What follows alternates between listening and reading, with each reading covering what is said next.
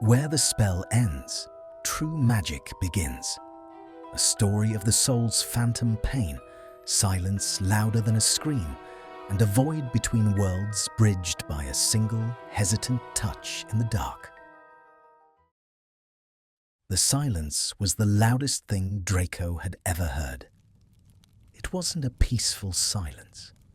It wasn't the hush of the library at the manor, smelling of old parchment and beeswax, where the quiet was a sign of respect for centuries of accumulated power.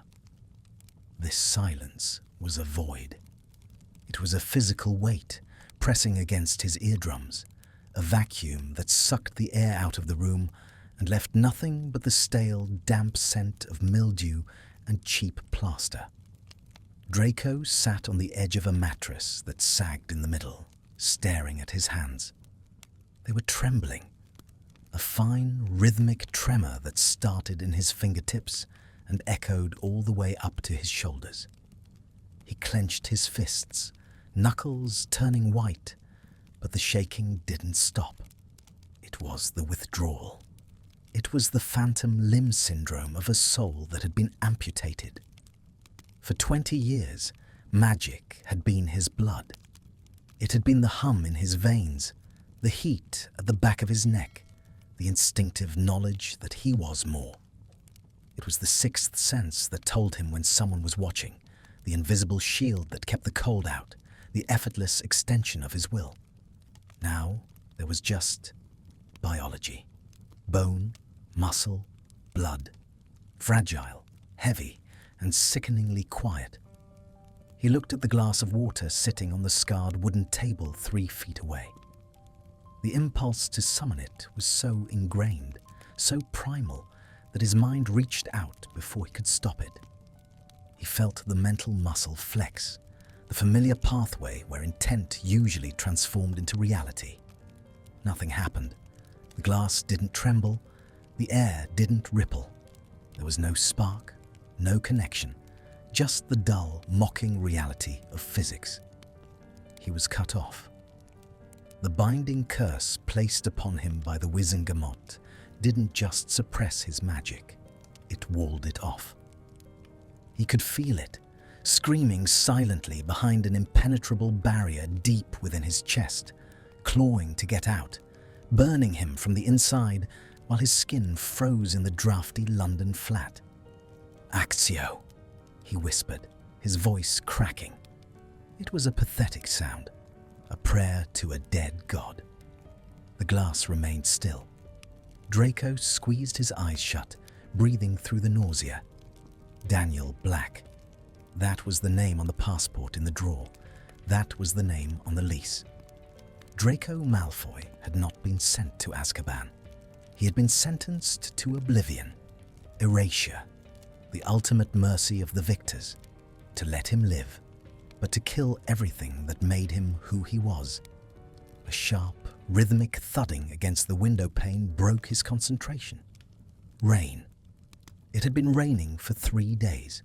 Grey, relentless London rain that streaked the grime on the glass and turned the world outside into a blurred watercolour of charcoal and slate. Then, a different sound. A knock. It was precise. 3 raps. Firm. Not the tentative knock of a neighbour, nor the aggressive pounding of the landlord demanding rent for a place Draco had only occupied for a week. This was authority. Draco didn't move. He stayed seated on the edge of the bed, wearing the coarse Muggle sweater that scratched his neck. He waited. He had no wand to hide, no dark artifacts to conceal. He had nothing. The sound of the key in the lock was distinct, metal scraping against metal. The tumblers clicked. The door swung open, bringing with it a gust of damp air and the smell of wet pavement. And something else. Ozone. Sage. A faint electric tang that made the hair on Draco's arms stand up. The smell of magic. Hermione Granger stood in the doorway. She was dripping wet. Her hair, usually a chaotic halo, was plastered to her skull, heavy with rain. She wore a beige trench coat that looked too big for her, cinched tightly at the waist, and heavy boots. She didn't hold a wand, at least not visibly, but Draco could feel the power radiating off her like heat from a furnace. It washed over him, familiar and agonizing. It made his own bound core scream in response, a prisoner banging on the bars of a cell. She didn't speak immediately. She stepped inside, closing the door behind her with a definitive click. She shook her umbrella, a violently orange Muggle thing, and leaned it against the wall. Then she turned to look at him. Her eyes were dark, unreadable. There was no triumph in them, no gloating. That would have been easier to bear. If she had come to mock him, he could have armored himself in hatred. He could have sneered. But her gaze was clinical. She looked at him the way one looks at a structural defect in a bridge, or a column of figures that doesn't quite add up. "Mr. Black," she said. The name felt like a slap. Draco flinched, a microscopic tightening of his jaw, but he knew she saw it. "Granger," he rasped. His voice sounded rusty, unused. He hadn't spoken to a soul in 4 days. "I thought the terms of my sentence involved isolation, or is the ministry providing torture services now?" "Check in," she said curtly, pulling a clipboard from her bag. She didn't engage with his tone. She didn't even blink. "Once a week, mandatory, to ensure adaptation and adherence to the statute of secrecy." Adaptation. Draco repeated, the word tasting like ash. "Is that what we're calling this? I haven't eaten in 2 days because I can't figure out how to work the bloody stove without gas poisoning myself, and the water from the tap tastes like rust. I'm adapting beautifully." Hermione walked past him, moving into the small kitchenette. The space was so small that he could smell the rain on her coat, a fresh, cold scent that cut through the stale air of the flat.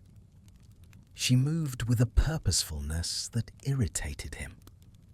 She inspected the stove, turned a knob, heard the hiss of gas, and clicked the igniter. A blue flame flared to life. "You have to push the dial in before you turn it," she said, her voice flat. She turned it off and looked at him. "It's not advanced arithmancy, Malfoy. It's a pilot light." She used his name, Malfoy. It hung in the air, a ghost. "I didn't ask for your help," he snapped, standing up. The sudden movement made the room spin. He swayed, catching himself on the wall. His body was weak, betraying him. Hermione's eyes narrowed. She scanned him, from his unwashed hair to the tremor in his hands. "You're shaking." "I'm cold," he lied. "The heating in this hovel is non-existent." "The heating works fine.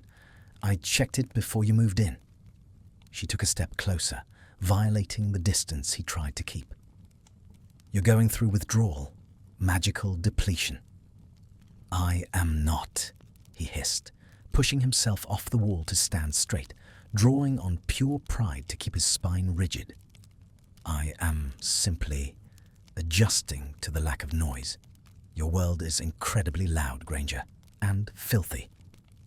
"It's your world now, too," she reminded him softly. The cruelty of the truth silenced him. He looked at her, really looked at her. She looked tired. There were dark circles under her eyes, and her hands clutching the clipboard were red from the cold. She was the golden girl, the heroine of the war, the brightest witch of her age. She should be celebrating. She should be rewriting laws or accepting medals. "Why you?" he asked, the questions slipping out before he could check it. "Why did they send you? Surely there are low-level bureaucrats for this. Failed auras. Why the war heroine?" Hermione looked down at her clipboard, ticking a box with a Muggle biro. because I volunteered. The air left Draco's lungs. You volunteered, he repeated, incredulous. A bitter laugh clawed its way up his throat. Of course you did. St. Potter wasn't enough. You had to save the Death Eater too.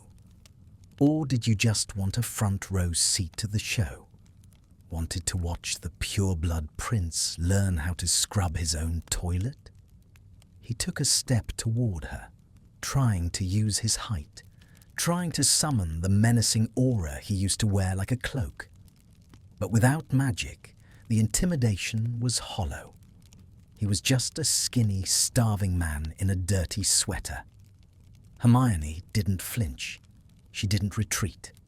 She lifted her chin, meeting his glare with a terrifying calmness. I volunteered, she said clearly, because everyone else wanted to send you to Azkaban. I volunteered because I suggested this program. Erasure instead of imprisonment.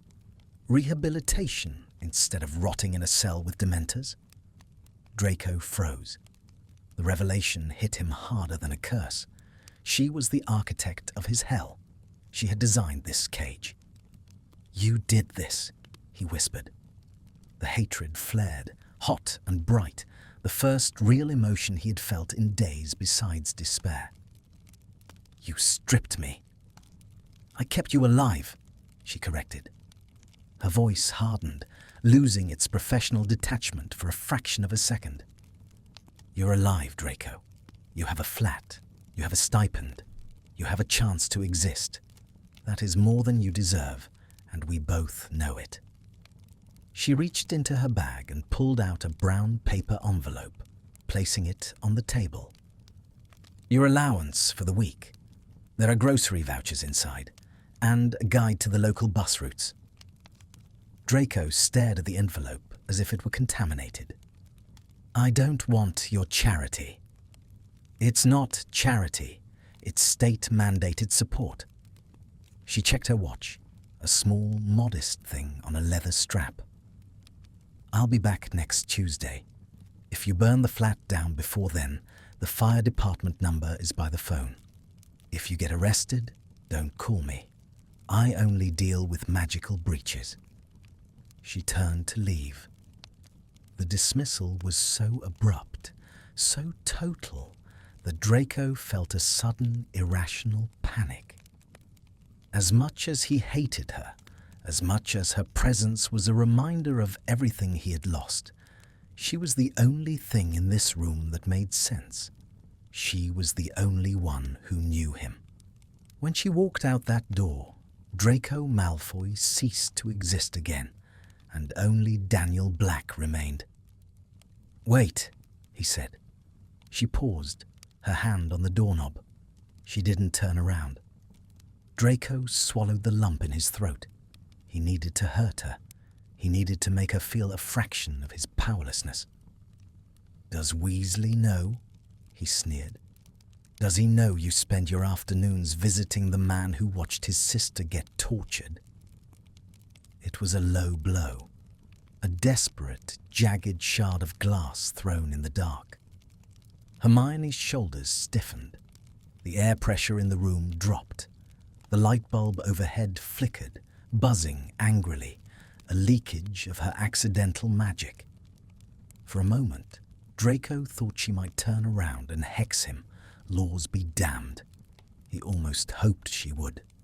Pain was better than this grey numbness. But she didn't. She took a deep breath, and the air pressure normalized.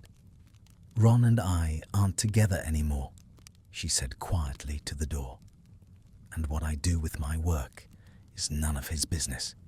Just like what you do with your life is now entirely up to you.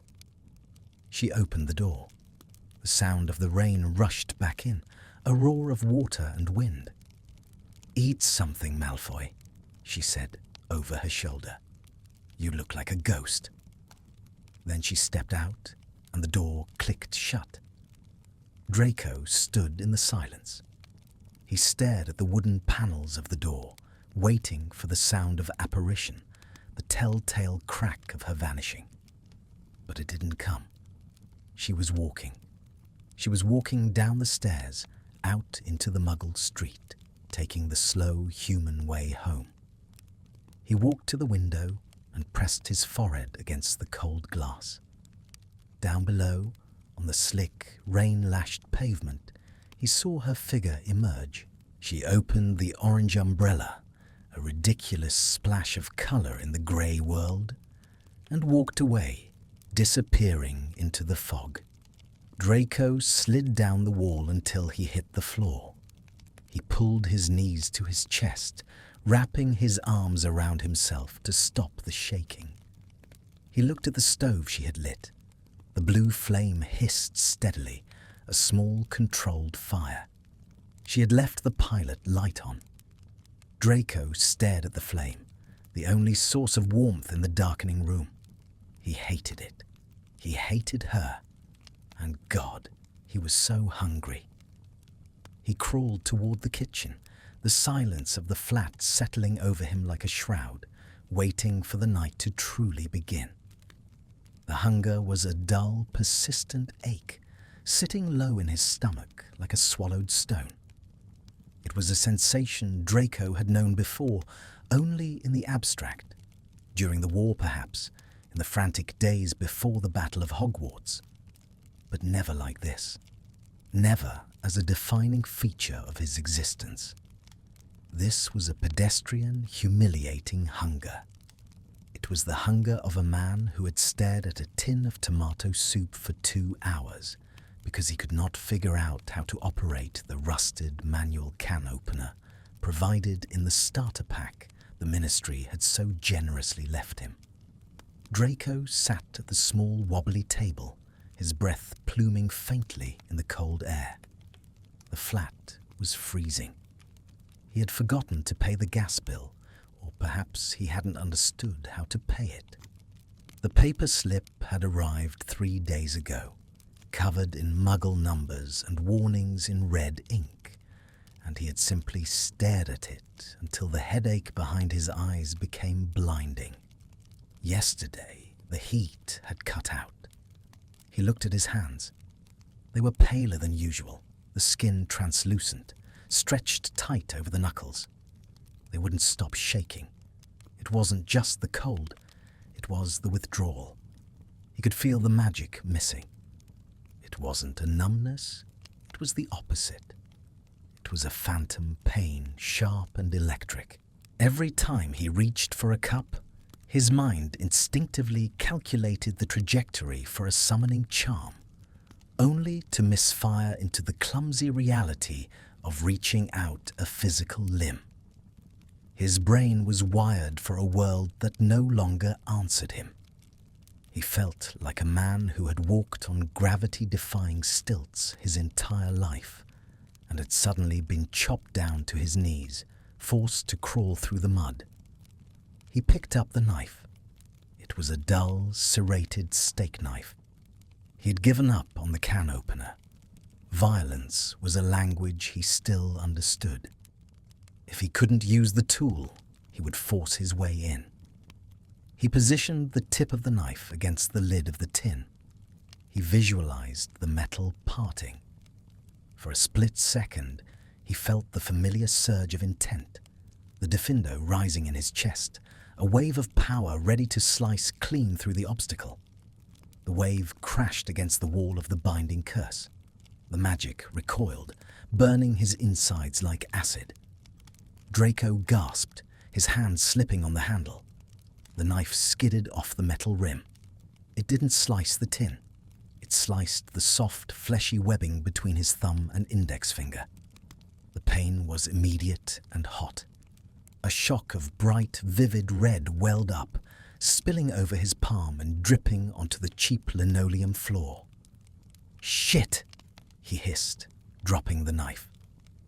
The sound of metal clattering on the floor was deafening in the silence. He clutched his wrist, staring at the wound.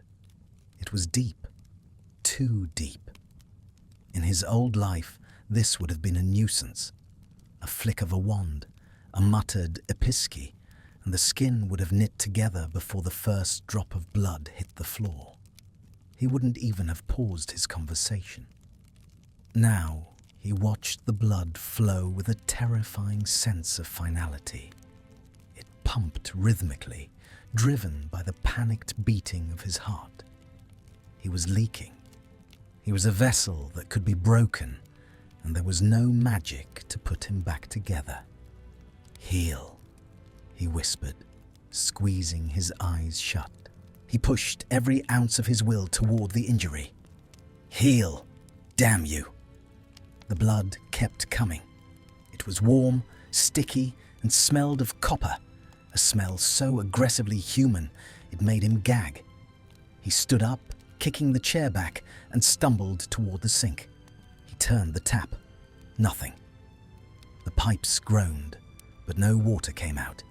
He had forgotten. The water was tied to the same bill as the gas.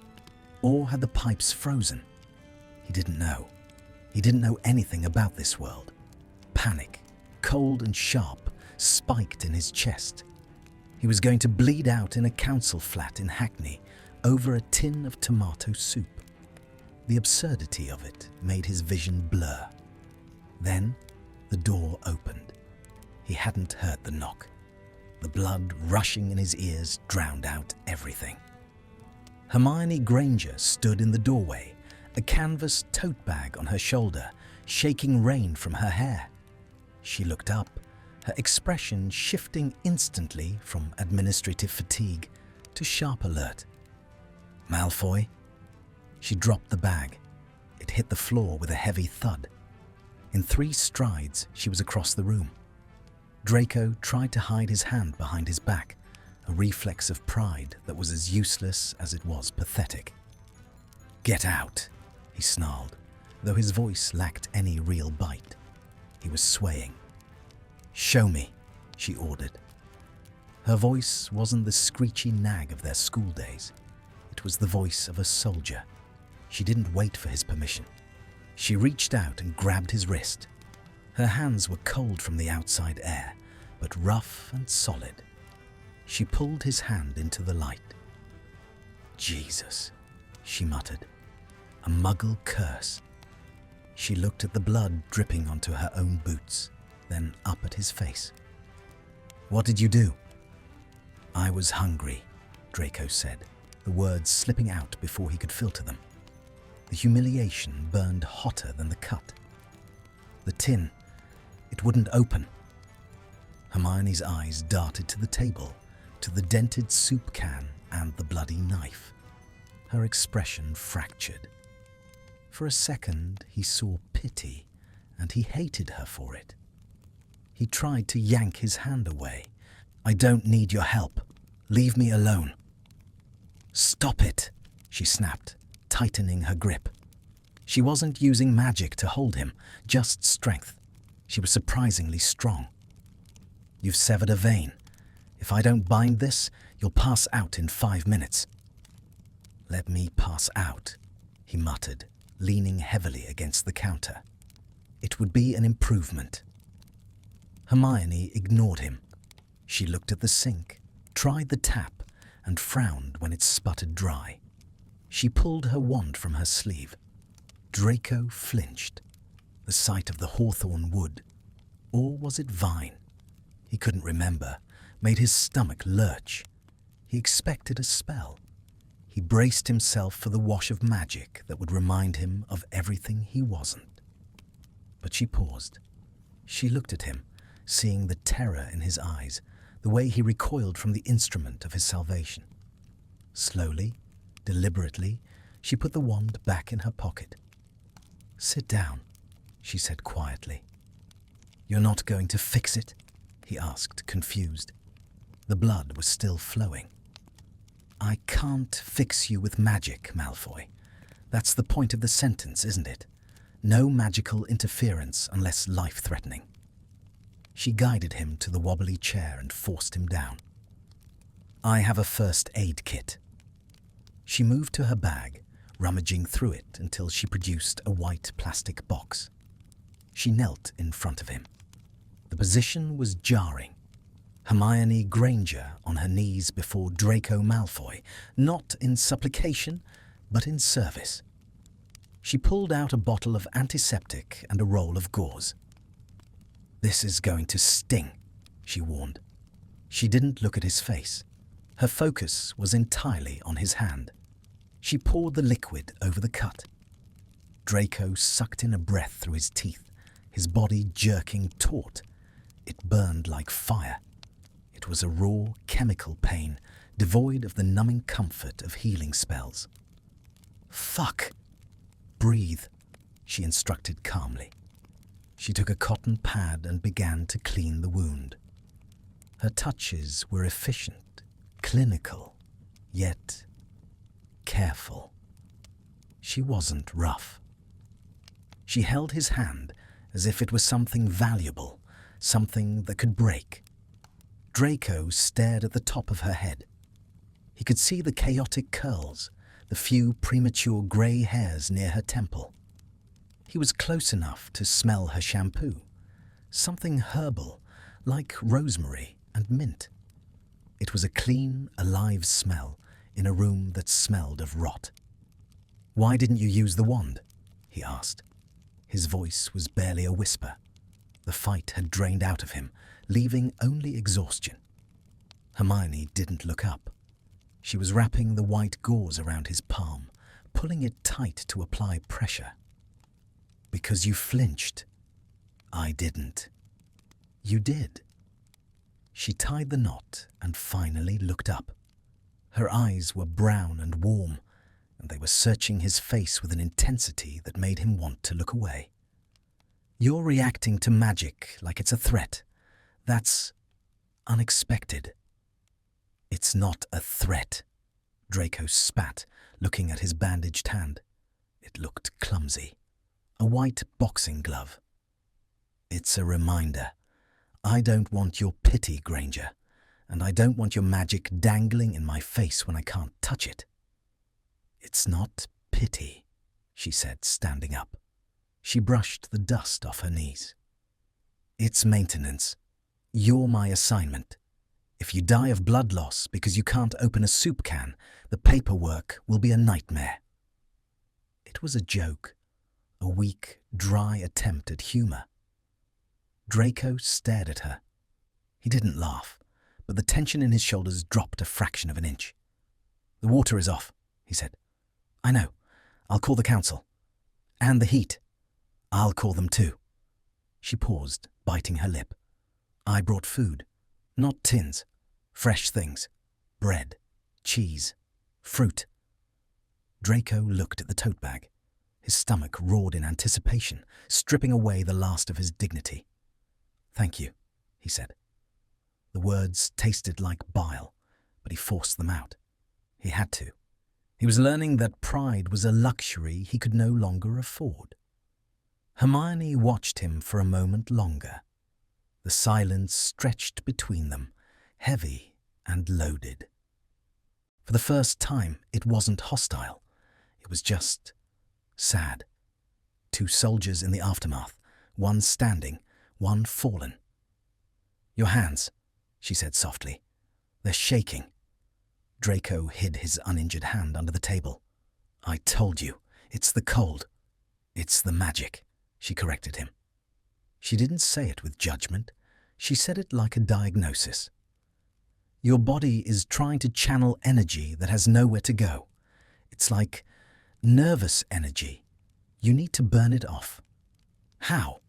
Do I run laps around the kitchen?" "Maybe," she said. She reached out, her hand hovering near his shoulder, then dropped it. "Or maybe you just need to accept that you're human now, Draco. Humans shake when they're in pain. Humans bleed. There's no spell to stop it." She turned away, moving toward the kitchen counter to unpack the groceries. "I'll make you a sandwich," she said, her back to him. "And then I'm going to show you how to use the can opener." Draco sat at the table, cradling his bandaged hand against his chest. It throbbed, a steady, rhythmic pulse of pain that synced with his heartbeat. He watched her move around his kitchen, slicing bread with the same knife that had cut him. He felt a strange, terrifying sensation in his chest. It wasn't magic. It wasn't hate. It was the feeling of being anchored. For the last week, he had been drifting in a void, untethered and dissolving. But now, the pain in his hand was real. The smell of the bread was real. And the witch standing in his kitchen, refusing to use magic for his sake, was real. He was still in hell. But for the first time, he wasn't alone in it. "Ham or cheese?" she asked, not turning around. "Both," Draco whispered. He closed his eyes and listened to the sound of her making him a meal. It was the most humiliating moment of his life, and it was the only reason he was going to survive the night. The coat was wool, charcoal grey, and stiff with newness. It did not billow like a cloak. It hung heavy and lifeless against his frame, buttoned all the way to the throat. To Draco, it felt less like clothing and more like a shroud. "It fits," Hermione said, standing by the open door of the flat. She was checking the contents of her bag. Keys, wallet, Muggle money. She looked irritatingly competent, dressed in jeans and that beige trench coat that seemed to act as her armor against this drab reality. "It stifles," Draco corrected, tugging at the collar. "And it smells of factory chemicals." "It smells like wool, Malfoy. Come on, we're losing daylight." Draco didn't move. He stood in the center of the narrow hallway, his eyes fixed on the open door. Beyond that threshold lay the stairwell, and beyond the stairwell lay London. Muggle London. For 2 weeks, his world had been confined to these 4 damp walls. He had learned the geography of the peeling wallpaper, the exact squeak of the 3rd floorboard, and the rhythm of the dripping tap. It was a prison, yes, but it was a known prison. Inside, the silence was his. Outside was the chaos he had only ever glimpsed from the high windows of the manor or through the tinted glass of ministry vehicles. Outside was a world that didn't know his name, didn't care about his blood, and wouldn't hesitate to crush him. "I don't need to go out," he said, his voice tight. "I have the food you brought. I have books." Hermione looked up, her expression softening just enough to be insulting.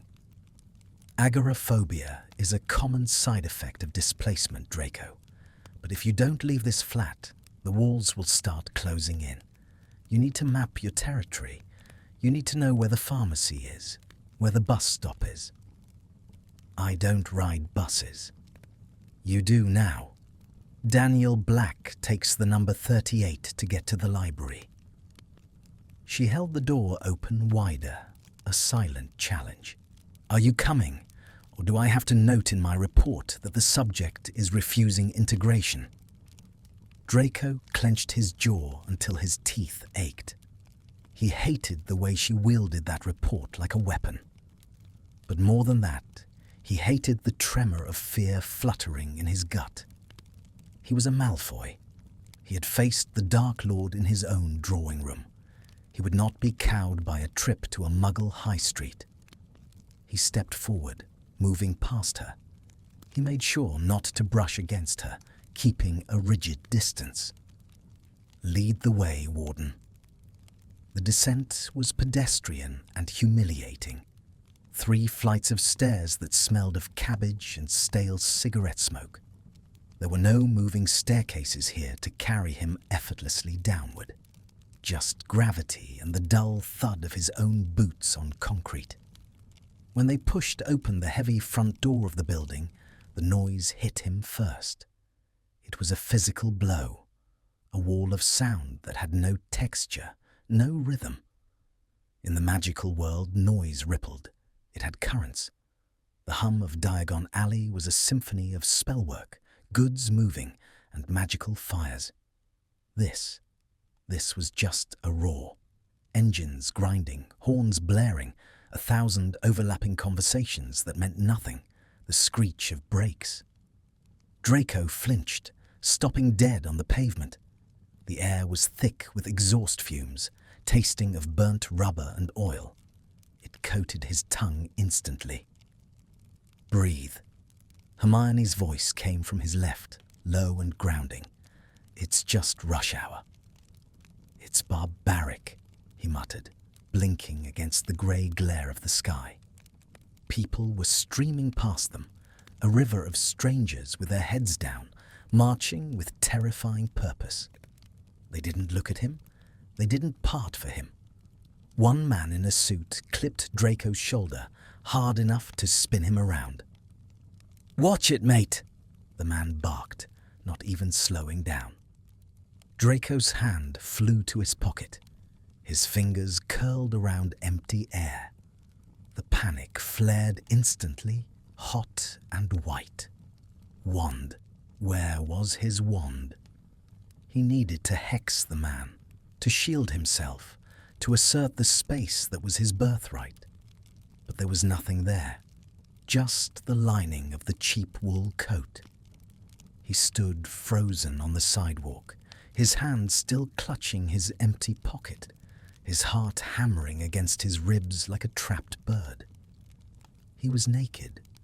He was completely, utterly defenseless.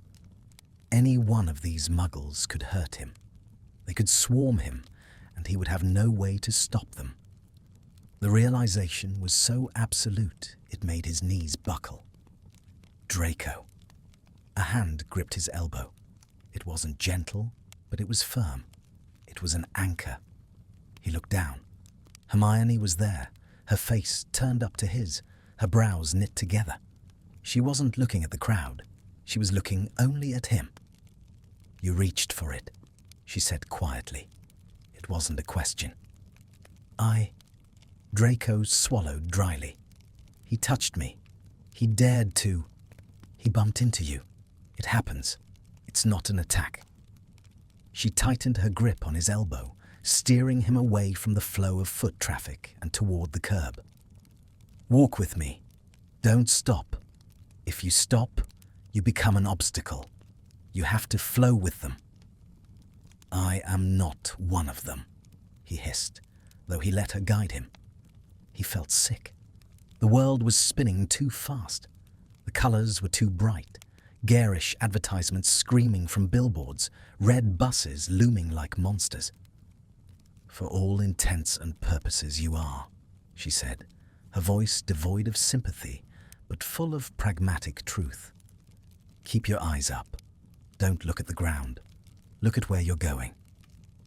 She led him down the street. Draco felt like a child being led through a dragon pit. Every sudden movement made his muscles spasm. A car backfired, a loud gunshot crack, and Draco nearly tackled Hermione into a shop window, his body reacting to the sound of battle before his mind could process it. He found himself pressing her back against the glass of a bakery, his arm thrown across her chest instinctively, his eyes scanning the rooftops for Death Eaters. The street continued its mundane bustle. No one screamed. No green light flashed. Just a delivery truck rumbling past, trailing black smoke. Draco stood there, panting, his arm still pinning Hermione against the glass. He could feel her heart beating against his forearm. Fast. Not from fear, he realized with a jolt, but from surprise. She looked up at him, her eyes wide. For a moment, the bustling street faded. There was just the two of them, pressed together against the cold glass, the scent of fresh bread mingling with the exhaust. "It was a truck," she whispered. She didn't push him away. Draco slowly lowered his arm. The adrenaline crashed, leaving him feeling hollow and foolish. He stepped back, straightening his coat, trying to salvage some scrap of dignity from the wreckage of his nerves. "I knew that," he lied. His voice shook. "Your reflexes are good," she offered, a strange, twisted compliment. "But you need to retrain your threat assessment." "My threat assessment kept me alive for 7 years," he snapped, turning away from her to hide the flush creeping up his neck. "Forgive me if I don't trust a world that runs on explosions and metal boxes." "Come," she said, stepping away from the window. "We need to cross." Crossing the street was a fresh nightmare. The lights changed, the little green man appeared, and the herd moved. Hermione stayed close to him. She didn't hold his arm again, but she walked close enough that her shoulder brushed his with every other step. It was a conscious choice, he realized. She was shielding him. She was placing herself between him and the oncoming traffic, between him and the aggressive rush of the crowd. Hermione Granger, the mudblood he had tormented, was acting as his bodyguard. The bitterness of it was choked out by the sheer necessity of her presence. He hated that he needed her. He hated that when a siren wailed in the distance, his eyes immediately sought hers for reassurance. They reached a small park, a square of green trapped between towering brick buildings. It was quieter here. The roar of the city was muffled by the trees. Hermione sat down on a damp wooden bench and patted the space beside her. "Sit. You look like you're going to faint." Draco sat. He didn't have the energy to argue. He slumped forward, resting his elbows on his knees, and buried his face in his hands. He was sweating, despite the cold. "Is this it?" he asked into his palms. "Is this the rest of my life? Flinching at loud noises and hiding behind you?" Silence stretched between them. A pigeon cooed near his boot. "The flinching stops," Hermione said eventually. She was staring at a group of children playing on a swing set across the grass. "Eventually, the noise, you filter it out. Your brain learns what's important and what's just background." Draco turned his head to look at her. "You speak from experience." She gave a small, humorless smile. "I grew up here, Draco, but after the war, coming back to this meant relearning it too. I drew my wand on a postman once because he approached the door too quickly." Draco stared at her. He tried to picture it, the invincible Granger shaking in a hallway, terrified of a letter carrier. It was a humanizing image that he didn't want to see. It made her less of an abstract concept of enemy and more of a person. "You still have your magic," he said bitterly. "You could have obliviated him. You could have fixed it." "I could have," she agreed. She turned to face him, her expression serious. "But that's not the point. The point is that the fear is real. Losing your magic doesn't mean you lost your instincts. It just means you have to find a new way to feel safe." "I will never feel safe here," Draco said, looking around the park. The trees were bare, skeletal against the sky. "I am a shadow here. I don't exist." "You exist," Hermione said firmly. "You're sitting on a bench in Islington. You're breathing. You're wearing a terrible coat." Draco actually huffed, a sound that was almost a laugh. "The coat is appalling. I look like a banker." "You look like a survivor," she said softly. The word hung in the damp air. Survivor. Draco looked at his hands, the hands that had failed to conjure water, the hands that had reached for a wand that wasn't there. They were still shaking, but less so. "What do we do now?" he asked. He wasn't asking about the afternoon. He was asking about the vast, terrifying expanse of the future. Hermione stood up. She offered him a hand. It was a small gesture, but in the context of their history, it was monumental. She wasn't pulling him up. She was offering him a choice to rise. Draco looked at her hand. Small, scarred, ink-stained. He didn't take it. He wasn't ready for that. But he pushed himself up from the bench, standing beside her. "Now," Hermione said, retracting her hand without offense. "We go to the supermarket. You need to buy your own food. I'm not making you sandwiches forever." Draco buttoned his coat, squaring his shoulders.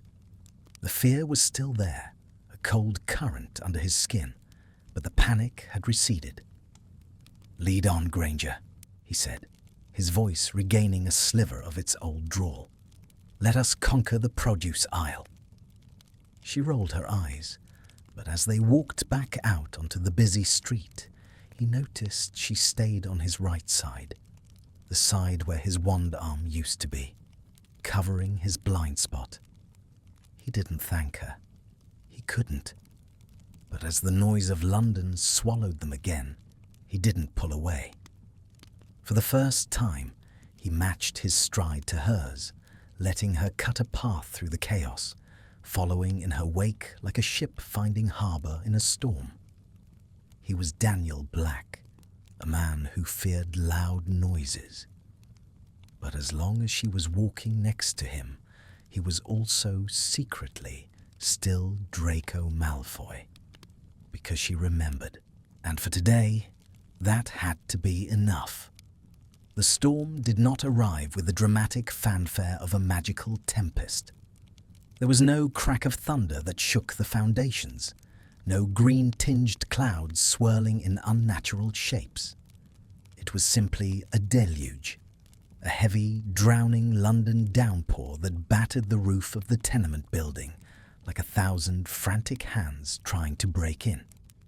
Draco stood by the window, watching the streetlights below blur into streaks of orange in the rain. Behind him, the television, a boxy, blinking device he had only recently learned to tolerate, droned on with the evening news. The weatherman was apologizing for the gale force winds. Hermione was at the kitchen table, her head bent over a stack of forms. She had been there for 2 hours. It was a Tuesday, her designated check-in day, but the usual 20-minute inspection of his mental state and pantry had stretched. The roads, she had mentioned earlier with a frown, were gridlocked due to flooding. She was effectively trapped until the buses started running again. "You're pacing," she said, without looking up. The scratch of her pen against the paper was loud in the small room. "I am not pacing," Draco corrected, turning from the window. "I am patrolling my perimeter." "It's a 400-square-foot flat, Draco. You can patrol it from the sofa." He opened his mouth to retort, something sharp about her unauthorized occupation of his breathing space, when the world simply ended. There was no sound, no explosion, just a sudden, absolute subtraction of light. The television died mid-sentence. The hum of the refrigerator cut out. The yellow glow of the overhead bulb vanished, plunging the room into a darkness so complete it felt solid. Draco froze. His breath hitched in his throat. In the wizarding world, darkness was rarely just an absence of light. Darkness was a presence. It was Peruvian instant darkness powder. It was the prelude to a curse. It was Dementors. His body reacted before his logic could catch up. He spun around, back to the wall, his heart hammering a frantic rhythm against his ribs. His hand flew to his sleeve, fingers clawing for the wand that hadn't been there for months. Lumos. The word ripped out of him, desperate and harsh. Nothing happened. The darkness pressed in closer, heavy and suffocating. "Draco!" Hermione's voice cut through the black. It was calm, anchored. "It's just a power cut. A fuse blew or a line went down in the storm." Draco didn't move. He couldn't. The silence of the flat was now absolute, stripped of the electrical hum that had become his constant, irritating companion. Without it, he felt exposed, blind. "Stay where you are," Hermione commanded softly. He heard the rustle of fabric, her coat moving, then the distinct, rough scrape of a match against a box. A spark flared, blindingly bright in the gloom. The smell of sulphur, burning and sharp, filled the air, momentarily masking the scent of rain. Hermione held the match, her face illuminated in the sudden, trembling orange glow. Shadows danced wildly across her features, hollowing out her cheeks and casting her eyes in deep pools of darkness. For a second, she looked ancient, a witch in a cave, holding the first fire. She lowered the match to a thick white candle she had pulled from her bag. She was always prepared, irritatingly so. The wick caught, the flame steadied, and a warm, golden sphere of light pushed back the shadows. "Better?" she asked, looking up at him. Draco exhaled, a long, shaky breath. He unpeeled his back from the wall, forcing his shoulders to drop. "Primitive," he muttered, trying to regain his composure. "Absolutely medieval." "It's effective," she said. She stood up, picking up the candle. "I saw some tea lights in the cupboard. Grab them." They moved through the flat like ghosts, placing small candles on the table, the counter, the windowsill. As the artificial electric glare was replaced by the soft, flickering light of the flames, the atmosphere in the room shifted. The peeling wallpaper, the cheap laminate floor, the water stains on the ceiling, all the ugliness of his poverty faded into the shadows. The candlelight softened the edges of everything. It made the small, cramped room feel intimate. It smelled of wax and rain. It felt, for the first time, almost magical. "The gas still works," Hermione noted, checking the stove. "I'll make tea." Draco sat at the small wooden table, watching her. In the candlelight, the beige trench coat she wore looked like robes. The way she moved, efficient, fluid, reminded him of the potions dungeon, of her brewing over a cauldron. He felt a pang of longing so acute it nearly doubled him over. Not for her, specifically, but for the world she carried in her veins. The kettle began to whistle, a low, rising note. Hermione poured the water. She brought 2 mugs to the table and sat opposite him. The candle between them flickered, casting her shadow tall against the wall. "Chamomile," she said. "It helps with the nerves." Draco wrapped his hands around the mug. The ceramic was hot, burning his fingertips in a way that grounded him. "My nerves are fine." "You shouted a spell," she pointed out gently. She took a sip of her tea. "Old habits." "Reflexes," he corrected. He stared into the dark liquid in his cup. The steam rose in curling wisps, disappearing into the shadows. They sat in silence for a long time. Usually their silence was a weapon, a cold war of resentment and unspoken accusations. But tonight, the storm outside and the firelight inside created a strange, suspended reality. The ministry didn't exist here. The war didn't exist here. There was just the rain, the dark, and the tea. Draco looked at her, really looked at her. In this light, the harsh lines of her face, the stress, the exhaustion, were smoothed away. She looked younger. She looked like the girl he had seen at the Yule Ball, flushed and alive, before the world went grey. "Tell me," he said. The words came out quieter than he intended. Hermione looked up, her eyes catching the flame. Tell you what? About out there. He gestured vaguely toward the window, but they both knew he didn't mean the streets of London. He meant the world he was barred from, the world that had erased him. Hermione hesitated. She set her mug down carefully. You know, I'm not supposed to discuss current magical affairs with you. It hinders the adaptation process. The goal is to move forward, not look back.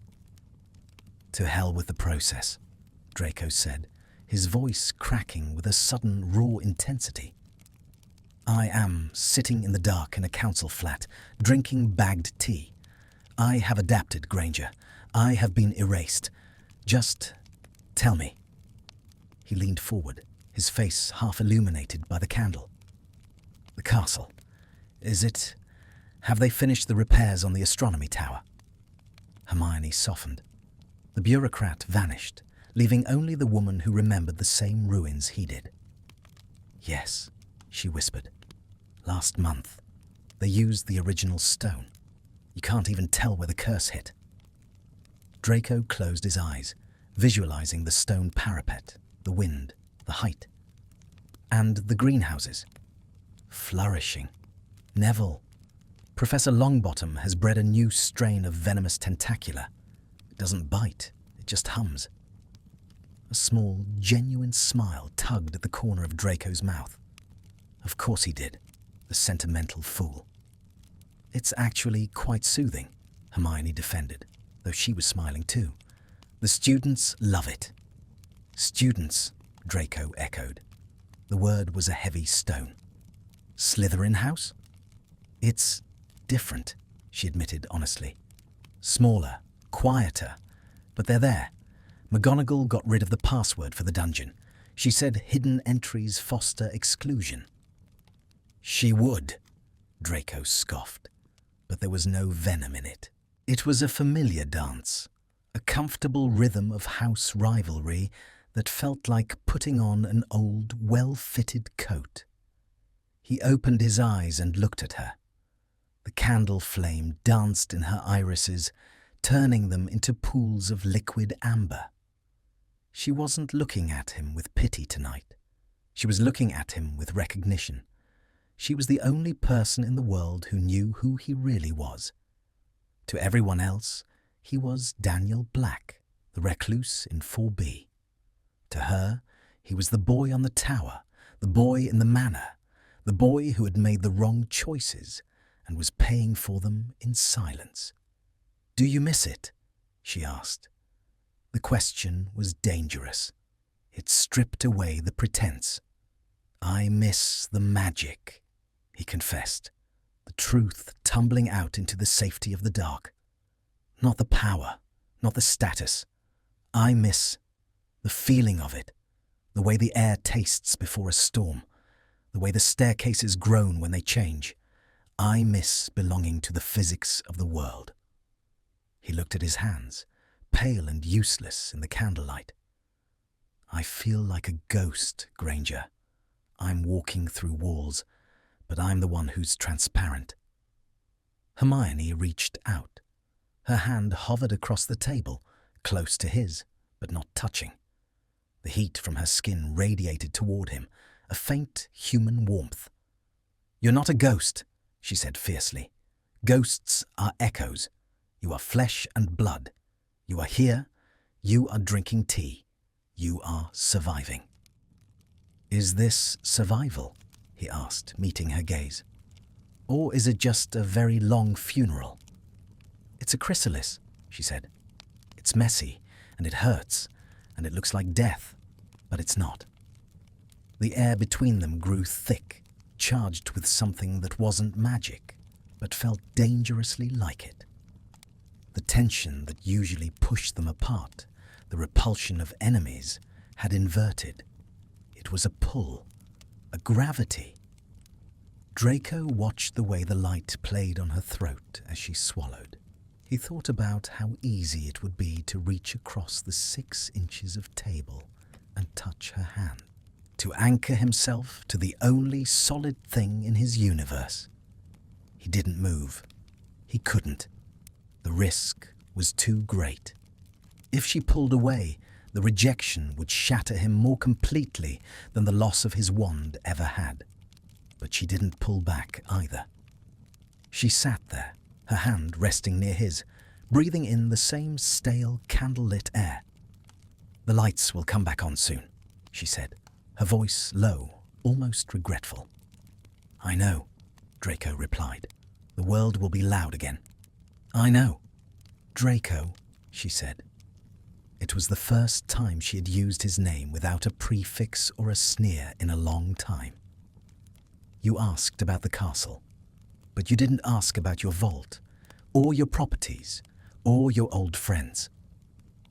Draco looked at the candle flame, watching it consume the wax, fighting back the encroaching dark.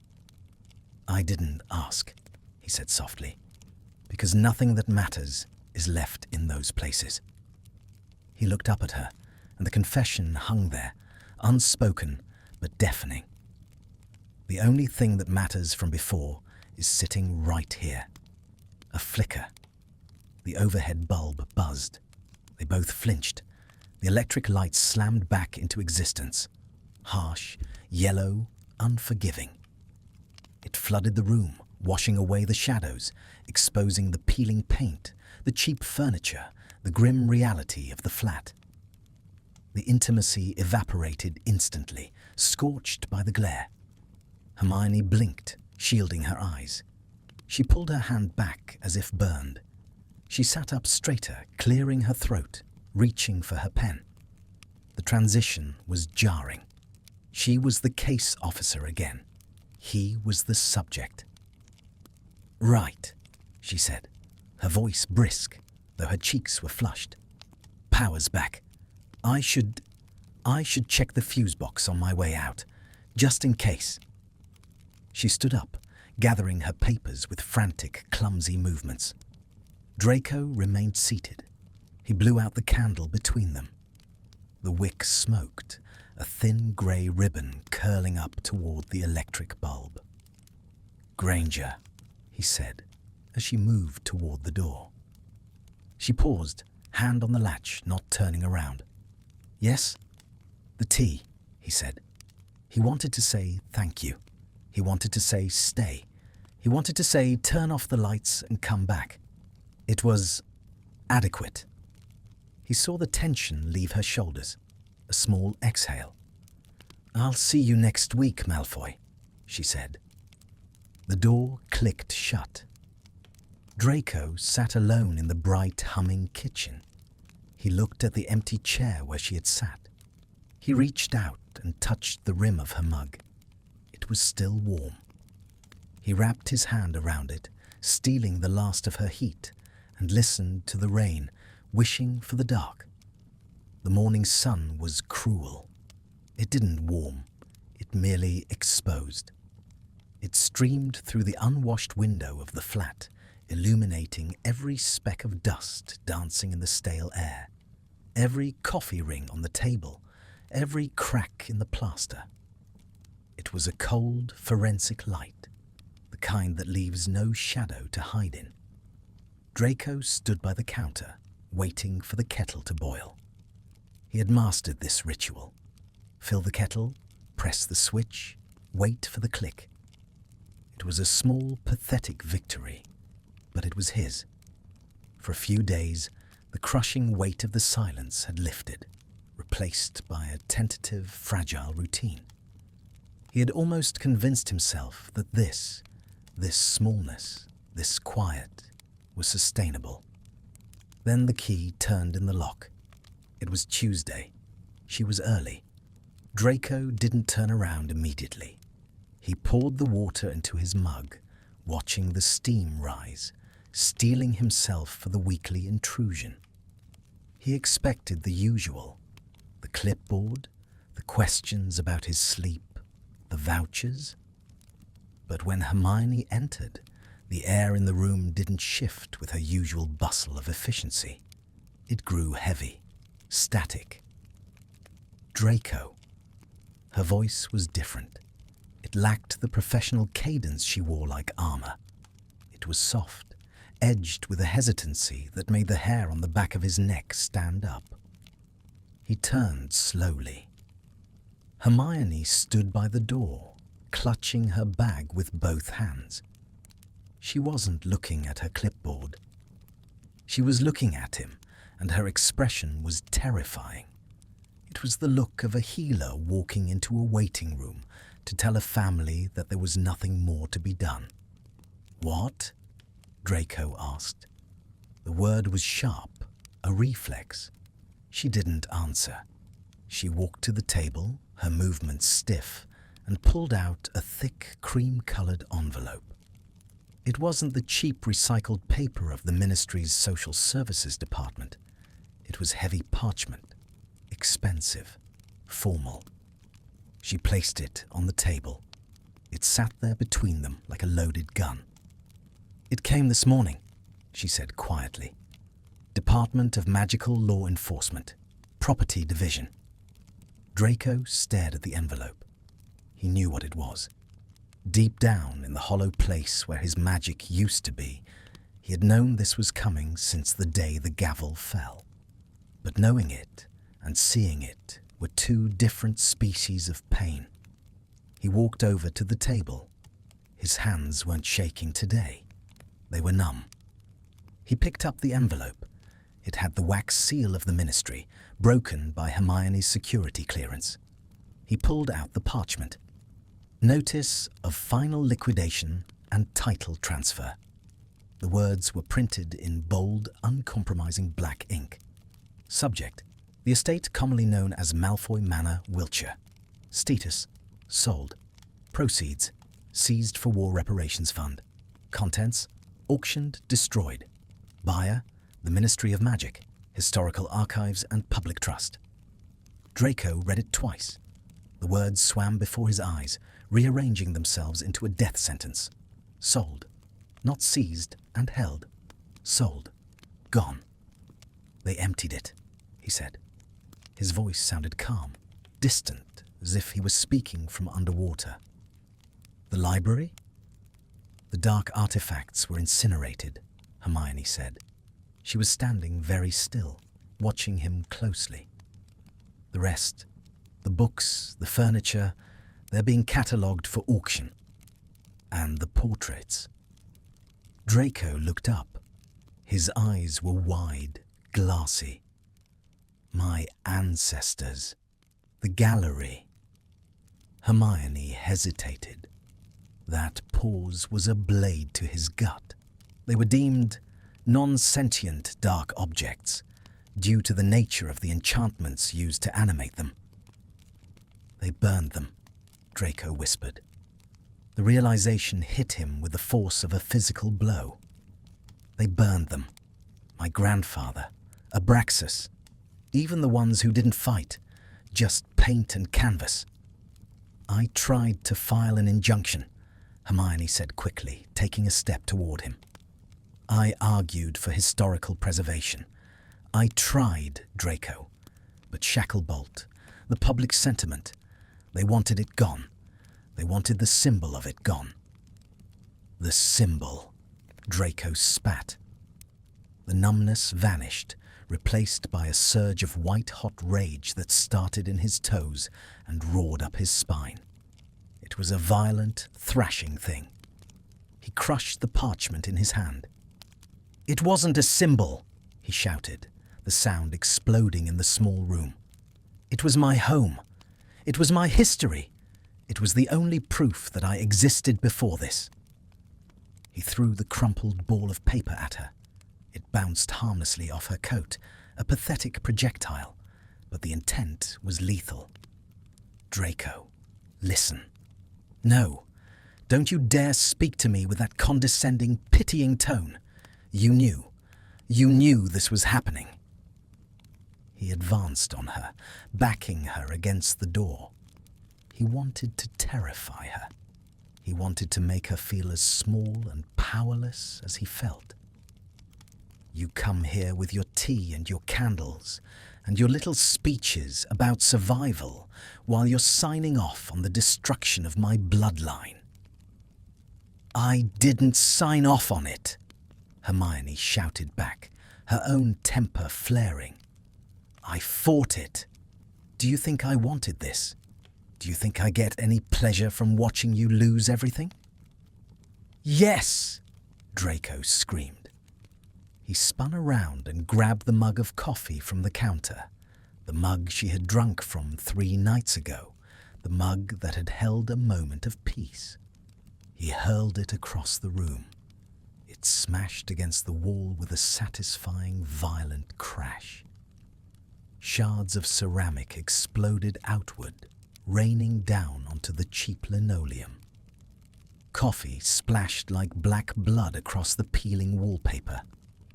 I think you love it, he yelled, turning back to her, his chest heaving. I think this is the justice you always wanted. The Golden Girl and the Death Eater. You get to keep your magic, your friends, your world, and I get a council flat and a tombstone for a name. You come here to gloat, to make sure the rat is truly trapped in the cage. That is not true, Hermione said. Her voice was shaking, but she didn't leave. She stood her ground, her hands clenched into fists at her sides. I am here because no one else would be. I am here because you are a human being, Draco, regardless of what your name is. I have no name, Draco roared. He grabbed the back of the flimsy wooden chair and slammed it against the floor. The legs cracked. You took it. You took my wand. You took my home. You took my past. There is nothing left. Just this filth. And you. He was panting now, tears of rage pricking his eyes, blurring his vision. He felt like he was ripping apart at the seams. Why don't you leave? He hissed, his voice dropping to a venomous whisper. Why do you keep coming back? Is it guilt? Is it charity? Or is it just fascinating to watch the animals suffer? I come back because I care, Hermione shouted. The words hung in the air, vibrating in the sudden silence. Draco froze. He stared at her, his face twisted in a snarl that was slowly crumbling into shock. You don't, he whispered. You can't. You hate me. You should hate me. I don't hate you, she said, her voice dropping, trembling with emotion. I hated who you were. I hated the choices you made. But I don't hate this. I don't hate the man who is trying to learn how to live without power. There is no man, Draco choked out. The fight was draining out of him, leaving him hollowed out and exhausted. His knees felt like water. There is just a shell, a ghost. You said it yourself. He slumped against the table, burying his face in his hands. The anger was gone, replaced by a grief so vast it felt like it would swallow him whole. The manor was gone. The portraits were ash. The library where he had learned to read, the gardens where he had flown his first broom, the drawing room where... God, the drawing room. Even the horror of that room was better than this emptiness, because at least that horror had been his. They burned them, he sobbed, a dry, racking sound that tore at his throat. They burned them all. He slid down to the floor, sitting amidst the shards of the broken mug and the puddle of cooling coffee. He pulled his knees to his chest and hid his face, his body shaking with silent, violent tremors. He was completely undone. He was a child again, hiding in the dark, waiting for a punishment that never ended. He waited for the sound of the door. He waited for her to leave. He had thrown things at her. He had screamed at her. He had been the monster everyone said he was. She would leave now.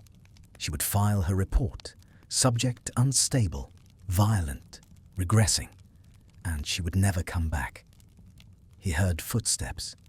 But they didn't go to the door. They came closer. Draco flinched as she crouched down beside him. He didn't look up. He couldn't bear to see the disgust on her face. But there was no disgust. "Move your hand," she said softly. Draco didn't move. "Draco, you're bleeding. Move your hand." He slowly lowered his hands. He looked down. He had cut his palm on a shard of the mug when he threw it. A thin line of blood was trickling down his wrist, mixing with the coffee on the floor. Hermione didn't pull away. She didn't use magic. She reached into her pocket, pulled out a clean handkerchief, and took his hand. She pressed the cloth against the cut. Her touch was firm, grounding. "I'm sorry," he whispered. The words were barely audible. I didn't mean to break the cup." "It was an ugly cup anyway," she said. Her voice was thick, as if she were fighting back tears of her own. "I hate this," Draco said, lifting his head to look at her. His eyes were red, rimmed with exhaustion. "I hate being this. I hate being weak." "Grief isn't weakness," Hermione said. She looked at the mess around them, the overturned chair, the shattered ceramic, the coffee stains. "It's just love with nowhere to go." Draco looked at her. She was sitting on his dirty kitchen floor in her expensive ministry clothes, holding his bleeding hand. She hadn't run. She hadn't hexed him. She had walked into the hurricane of his hatred and just stayed. "Why didn't you leave?" he asked again, truly asking this time. Hermione looked down at his hand, her thumb brushing over his knuckles. "Because I know what it's like," she said softly. "To lose the place that made you, to feel like you've been erased from your own parents' memories. I know that feeling, Draco, and I wouldn't leave my worst enemy alone in it." She wasn't his enemy, not anymore. The word felt wrong, outdated, like a spell that had lost its charge. Draco looked at the crumpled ball of parchment on the floor, the notice that said he had nothing. Then he looked at the woman holding his hand. He didn't have nothing. He took a shaky breath. The rage was gone, leaving a dull ache in his chest, but the panic had subsided. "I don't know how to do this," he admitted. "I don't know how to be Daniel Black without Draco Malfoy behind him." "You don't have to be Daniel Black right now," Hermione said. She squeezed his hand. "Right now, you're just a man who lost his home, and I'm just here." She shifted, sitting more comfortably on the floor, leaning her back against the cabinet. She didn't let go of his hand. "We have to clean this up," she said eventually, nodding at the mess. "I know," Draco said. He didn't move. "But not yet," she added. "No," he agreed. "Not yet." They sat in the debris of his life, side by side on the cold linoleum. The sun continued to stream in, merciless and bright, but it didn't feel quite so cold anymore. The silence returned, but it wasn't the silence of the void. It was the silence of the aftermath. Quiet, broken, but survivable. Draco closed his eyes and let the physical sensation of her hand anchoring him to the floor be the only thing that mattered. He had lost the manor. He had lost the portraits. But the witch next to him hadn't let go. And for the first time in his life, he realized that might be worth more than the gold in his vault. It began with the cold.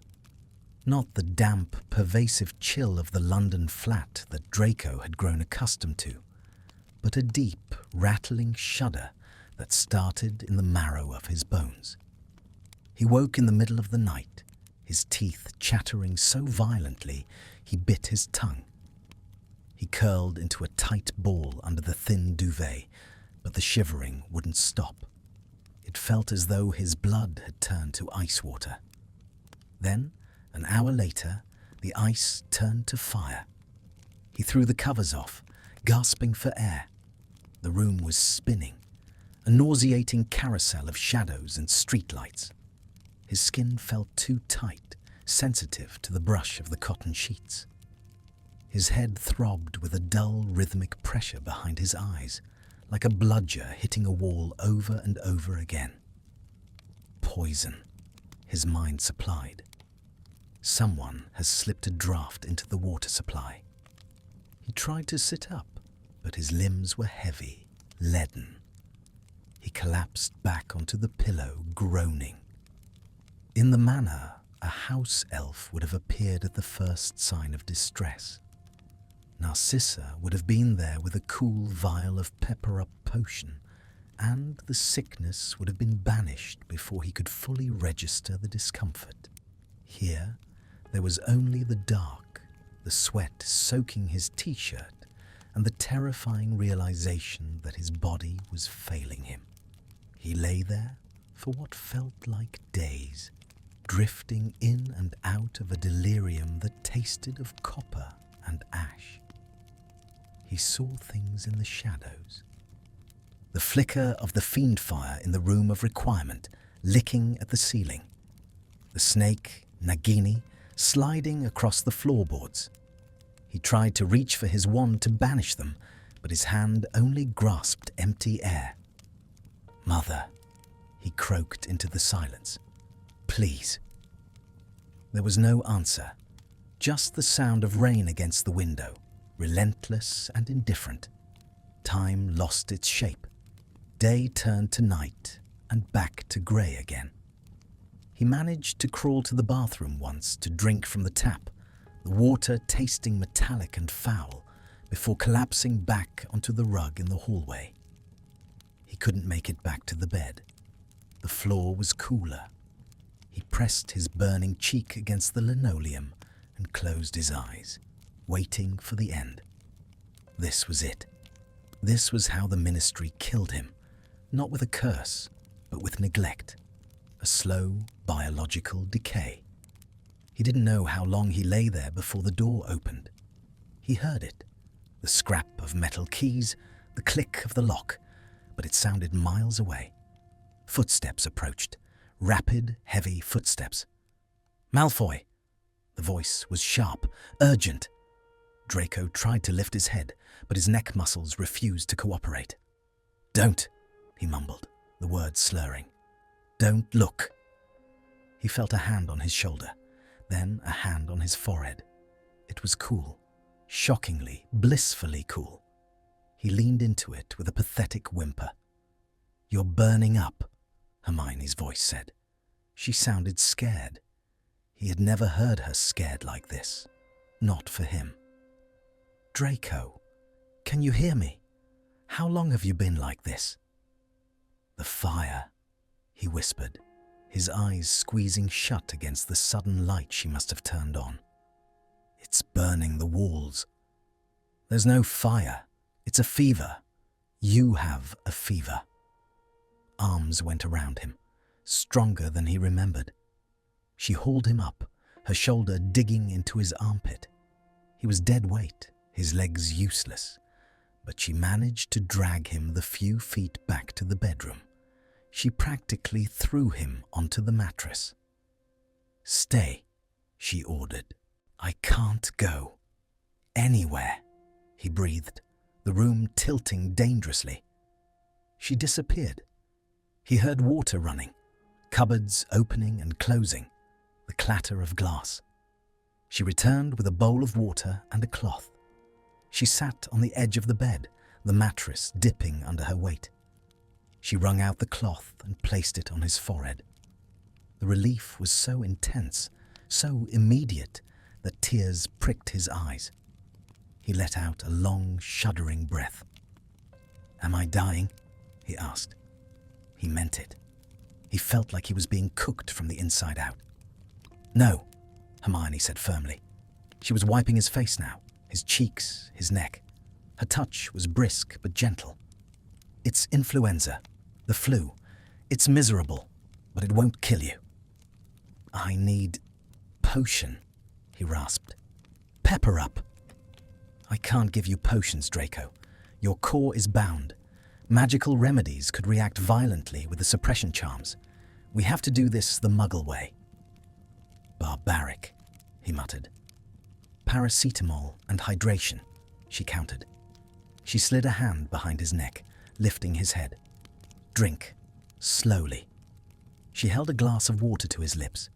He drank greedily, the cool liquid soothing his parched throat. She made him swallow 2 white pills that tasted of chalk. Sleep, she said, laying him back down. I'm staying. You have work, he mumbled, his eyes already closing, the drugs pulling him down. I called in sick, she said softly. The darkness took him again, but this time the monsters were gone. The fever broke 2 days later. Draco woke up, and for the first time, his mind was his own. The crushing headache had receded to a dull thrum, and the fire under his skin had burned down to a manageable ember. He felt weak, hollowed out and fragile like blown glass, but he was lucid. He opened his eyes. The room was dim, lit only by the street lamp outside filtering through the curtains. It cast a hazy orange glow over the furniture. He turned his head. Hermione was there. She was curled up in the uncomfortable wooden chair she had dragged from the kitchen, her legs tucked under her, her head resting awkwardly against the wall. She was asleep. Her hair was a mess, escaping its tie in wild curls. She was wearing a baggy jumper he recognized. It was one of his, or rather, one of Daniel Black's, that she must have pulled from the wardrobe because her own clothes were uncomfortable. Draco lay still, watching her breathe. The rise and fall of her chest was the only movement in the room. He felt a strange sensation in his chest that had nothing to do with the flu. It was a tightening, a painful expansion. She had stayed. She had cleaned him up when he was sweating and shivering.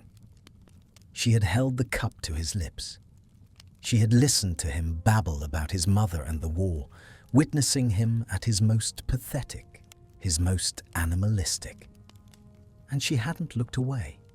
She hadn't left him to rot in his own filth. He looked at her hand, resting on the arm of the chair. It was relaxed, open. Why? The question looped in his mind. Why did she care? He had been a monster to her. He had watched her scream on the drawing room floor of his home. He had called her a mudblood. He had stood by while her world was hunted. And yet, here she was, wearing his jumper, guarding his sleep in a council flat in Hackney. The intimacy of it was terrifying. It wasn't the intimacy of lovers, not yet, but something deeper, more foundational. It was the intimacy of survival. She had seen him stripped of everything, his magic, his name, his dignity, and now his physical strength. And she was still here. He shifted, the bed springs creaking. Hermione stirred instantly. Her eyes flew open, alert before she was even fully awake. She looked at him, blinking the sleep away. Draco. She sat up, rubbing her neck. You're awake. How do you feel? Like I've been trampled by a hippogriff, he rasped. His voice was stronger, though. The slur was gone. She leaned forward, reaching out to press the back of her hand against his forehead. The movement was so natural, so practiced now, that neither of them flinched. Cool, she whispered, a smile breaking across her tired face. It was a genuine smile. Relief, pure and simple. The fever's gone. How long? He asked. 3 days. It was a bad strain. She pulled her hand back, but didn't move away. You scared me, Malfoy. Your temperature was high, dangerously high. I thought I was dying, he admitted. He looked at the ceiling. I've never been sick like that. Without magic, the body is so heavy. It is, she agreed. But it heals. It just takes time. She stood up and stretched, her back cracking. I should make you something. Soup? Toast? You haven't eaten anything solid since Tuesday. Toast, he said. Please. She turned to go to the kitchen. Granger, he said. She stopped in the doorway, silhouetted against the light from the hall. You wore my jumper, he said. She looked down at herself, pulling at the hem of the grey wool. A faint flush rose on her cheeks, visible even in the dim light. It was cold, she said defensively. And my blouse was, well, you spilled water on it. Keep it, he said. Hermione froze. She looked at him, searching his face for the mockery, the sneer. But Draco was just lying there, pale and exhausted, looking at her with an expression she couldn't quite read. It wasn't gratitude exactly. It was surrender. Okay, she said softly. I'll make the toast. She walked into the kitchen. Draco listened to the familiar sounds, the bread dropping into the toaster, the clink of a knife. He closed his eyes. He felt weak, yes. But for the first time since the trial, since the snapping of his wand, he didn't feel empty. He was a man, just a man. A man who got sick and shivered and needed help. And the woman in the kitchen was just a woman. The war was over. The ideologies were dead. There was only this, the quiet, the toast, and the person who stayed when the rest of the world had walked away. He lifted his hand, the one she had held while he burned with fever. It was still steady. Daniel Black, he whispered to the empty room. The name didn't taste like ash anymore. It tasted like a second chance. He turned his head to watch the doorway, waiting for her to come back. Not because he needed her to survive, he realized with a jolt, but simply because he wanted her there. He wanted to see her sitting in that chair, wearing his clothes, breathing his air. He wanted to be seen by her, and that, he knew, was far more dangerous than any fever. The fever had burned the grey out of the world. That was the only way Draco could describe it. For weeks, his existence as Daniel Black had been a monochrome reel of rain-slicked pavement, peeling beige wallpaper, and the dull, matte reflection of his own face in the mirror. But since the illness had passed, leaving him scoured clean and trembling with new strength, colours seemed to have returned.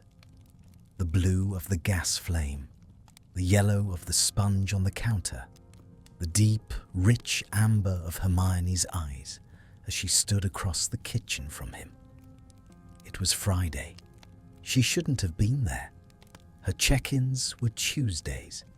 She had stayed through the worst of his sickness, sleeping in the chair, but she had gone back to work yesterday.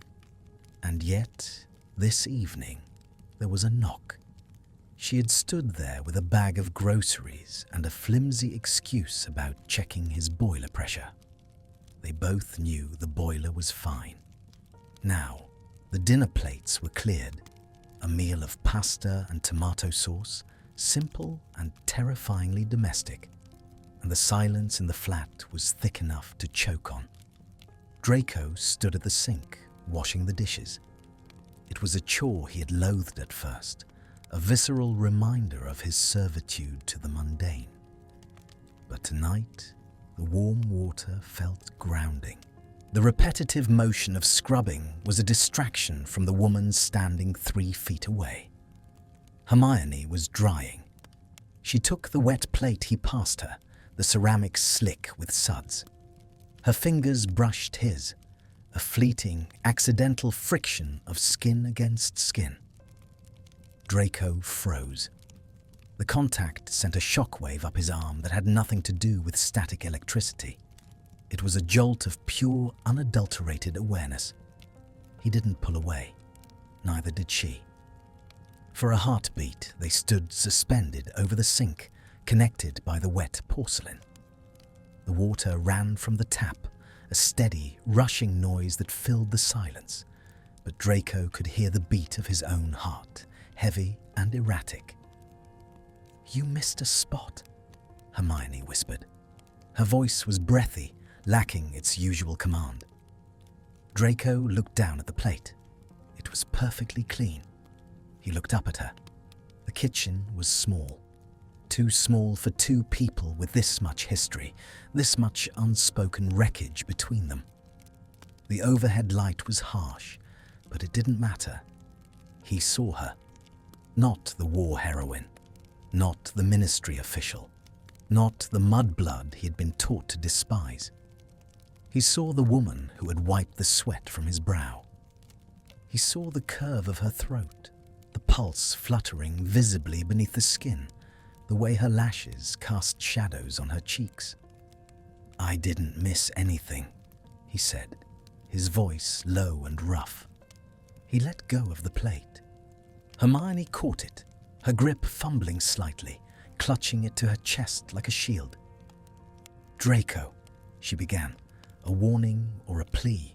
He couldn't tell. He turned off the tap. The silence that rushed back in was deafening. The hum of the refrigerator, the rain tapping against the window, the sound of her breathing, slightly too fast. Draco turned to face her fully. He wiped his hands on a towel, his movements slow, deliberate. He felt a terrifying clarity. The walls he had built, the resentment, the shame, the desperate clinging to his old pride, were gone. They had dissolved in the fever. "Why are you here, Granger?" he asked. It wasn't an accusation. It was a genuine inquiry into the physics of their new reality. Hermione set the plate down on the counter behind her. She didn't retreat, though there was barely any space left to retreat to. She leaned back against the counter, her hands gripping the edge of the laminate.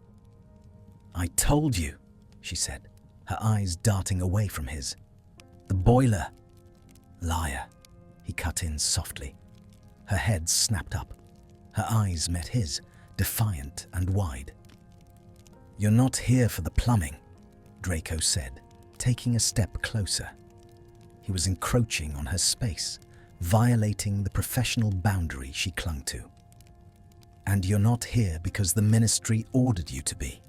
You were here all week. No one asked you to do that." "You were sick," she defended, her voice rising slightly. "You were alone." "I am always alone," he countered. "That is the definition of my sentence. Solitary confinement in a crowd. Erasure." He took another step. He was close enough now to smell her, that scent of rosemary and rain that had become the only oxygen he wanted to breathe. "You could have sent a medic," he murmured. "You could have transferred the case, but you stayed. You slept in that chair." "Draco, stop." "Why?" "Because it complicates things," she burst out, the confession tearing out of her. She pressed her hands against her chest, as if trying to keep her heart inside. "Because I'm your case officer. Because you're you, and I'm me, and none of this makes sense." "No," Draco agreed. "It doesn't." He looked at his hands, the hands that had cast unforgivables, the hands that now washed dishes and shook with cold. They were useless hands, empty hands. But as he looked at her, he realized they weren't entirely empty. They could still reach. "I don't have a wand," he said, the words barely a whisper. "I don't have a name. I don't have a future." He reached out. Hermione didn't flinch. She watched his hand approach, her breath hitching in her throat. Draco's fingers brushed her cheek. It was a hesitant touch, a question. His fingertips were rough, calloused from the manual labor of his new life, but his touch was light, almost reverent. He traced the line of her jaw, the warmth of her skin seeping into his cold fingertips. It was electric. In the absence of magic, this felt more powerful than any spell he had ever cast. It was real. It was undeniable physics. Two bodies in a room, drawn together by a gravity that had been pulling them for years, masked by hatred and war. "I don't have anything," he whispered, his eyes locked on hers. "But I have this." Hermione let out a shuddering breath. Her eyes fluttered shut, and she leaned into his hand. That small movement, that surrender, broke him. Draco made a sound, half groan, half sob, and his other hand came up to cup her face. He stepped into her space, eliminating the distance entirely. Her eyes opened. They were dark, swimming with confusion and desire and a sorrow that mirrored his own. "Draco," she breathed. He didn't let her finish. He lowered his head and kissed her. It wasn't a movie kiss. It wasn't smooth or practiced. It was a collision. It was desperate, messy, and starving. His lips crashed against hers, seeking, demanding. It tasted of tea and fear, and the overwhelming relief of finally touching the fire instead of just being burned by it. Hermione gasped against his mouth, her hands flying up to grip the front of his shirt. She didn't push him away. She pulled him closer. The sensation was blinding. Draco felt the world narrow down to this single point of contact, the softness of her mouth, the heat of her body pressed against his, the desperate slide of her tongue against his. It was a reclamation. He wasn't Daniel Black. He wasn't a number in a file. He was a man drowning, and she was the air. He pressed her back against the counter, his body covering hers, shielding her, claiming her. His hands tangled in her hair, wild, curly, real hair, tilting her head back to deepen the kiss. He kissed her like he was trying to memorize the taste of her, to store it up for the silence that would inevitably return. Hermione made a low sound in her throat, a whimper of need that vibrated against his lips. It drove him mad. He moved his hands down her back, over the rough fabric of her trench coat, pulling her hips flush against his. He needed to feel every inch of her. He needed to know that she was solid, that she wasn't a hallucination brought on by the isolation. She broke the kiss, gasping for air, her forehead resting against his chin. Her hands were clutching his shoulders, her nails digging in. "This is madness," she panted. I can't." "Don't think," Draco growled, burying his face in the curve of her neck. He inhaled sharply, smelling the pulse point there. "For once in your life, Granger, don't think. Just feel." He kissed the sensitive skin below her ear, and she shivered, her head falling back. "I could lose my job," she whispered, her voice trembling. "I could lose everything." "I've already lost everything," Draco murmured against her skin. He lifted his head to look at her again. His face was flushed, his eyes wild and unguarded. "And I don't care. I don't care about the ministry. I don't care about the laws." He framed her face with his hands again, holding her gaze. "You are the only thing that is real," he said. "You are the only magic left in the world." Hermione stared at him. Tears welled in her eyes, spilling over to track through the dust on her cheeks. She looked terrified, but she didn't look away. "Draco," she whispered. She didn't finish. Instead, she reached up and ran her fingers through his hair, gripping the strands at the nape of his neck. She pulled him down to her again. This time, the kiss was slower. It was deeper. It was a conversation without words. It was an apology for the years of hatred. It was a forgiveness for the sins of their fathers. It was a terrifying acknowledgement that they were two broken halves of the same whole, forged in the same fire, left to cool in the same rain. Draco closed his eyes and let himself fall. He felt the phantom ache in his arm where his wand used to be, but for the first time, it didn't hurt. He didn't need a wand to create a spark. He didn't need an incantation to feel power. He had her. Her mouth opened under his, soft and yielding, and he drank her in. He kissed her until his lungs burned, until the edges of his vision went dark, until he forgot where the kitchen ended, and he began. They broke apart only when the need for oxygen became critical. Draco rested his forehead against hers, their breaths mingling in the small space between them. His heart was hammering against his ribs like a war drum. They stood there for a long time, the only sound the ragged rhythm of their breathing and the ceaseless rain outside. Hermione's hands were still resting on his shoulders. Draco's hands were on her waist. Slowly, the reality of what they had done began to settle. The gravity of it, the danger. Hermione pulled back just an inch. Her eyes were wide, searching his face.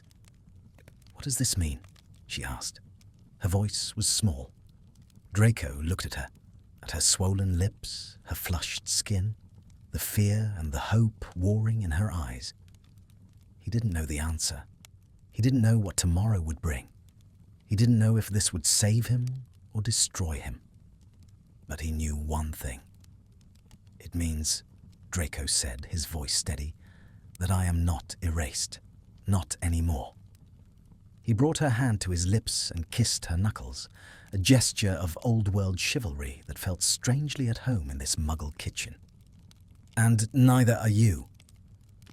Hermione let out a shaky breath, half laugh, half sob. She leaned her head against his chest. Draco wrapped his arms around her, holding her tight, staring over her head at the rain-streaked window. The darkness was out there, waiting. The silence was waiting. But in here, in the circle of his arms, there was heat, there was life, and for tonight, that was enough. The morning did not bring the sun. It brought a pale, washed-out grey light that filtered through the curtains, carrying with it the muffled sounds of the city waking up. Tires on wet asphalt, the distant groan of a bus, a dog barking. Draco lay still in his bed, staring at the water stain on the ceiling that looked vaguely like the map of Great Britain. For the first time in 6 months, he didn't wake up with the crushing weight of the silence pressing against his chest. The silence was still there, the absence of the magical hum, the void where his core used to sing. But it was no longer screaming. It was just quiet. He turned his head. The pillow beside him was indented but empty. A spike of panic, sharp and familiar, pierced through the calm. Had she left? Had the night been a fever dream, a hallucination born of loneliness and flu remnant? Then he smelled it. Coffee. Not the instant sludge he had forced himself to drink for weeks, but real, rich coffee. Draco sat up. His body felt different. He was no longer the shivering wreck of the fever, nor the rigid, armor-clad statue of his trial. He felt human. His skin felt sensitive, remembering the friction of her coat, the warmth of her hands. He got up, pulling on a pair of Muggle jeans and a t-shirt. The clothes no longer felt like a costume. They were just clothes, fabric to keep the cold out. He walked into the kitchen. Hermione was there. She was sitting at the small wooden table, still wearing his grey jumper, her legs tucked up underneath her. Her hair was a chaotic cloud, backlit by the window.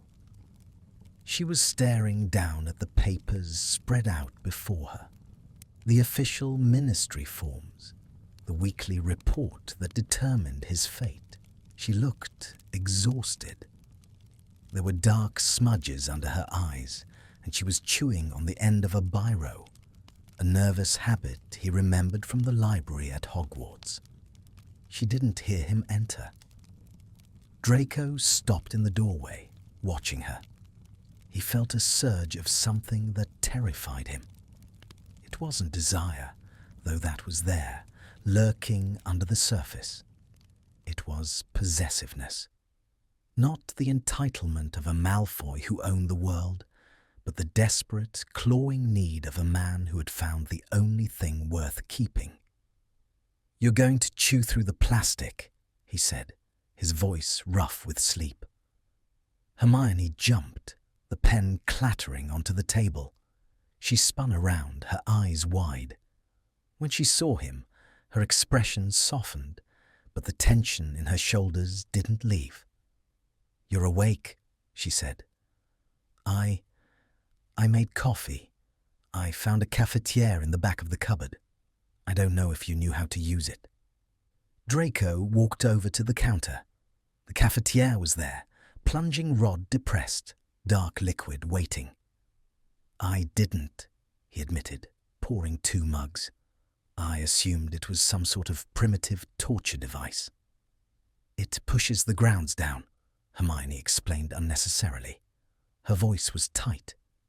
Draco brought the mugs to the table. He set one down in front of her and took the seat opposite. He didn't look at the coffee. He looked at the papers. Subject: Malfoy, Draco, a.k.a. Black, Daniel. Assessment period, week 12. Status: the box next to status was empty. The pen lay beside it.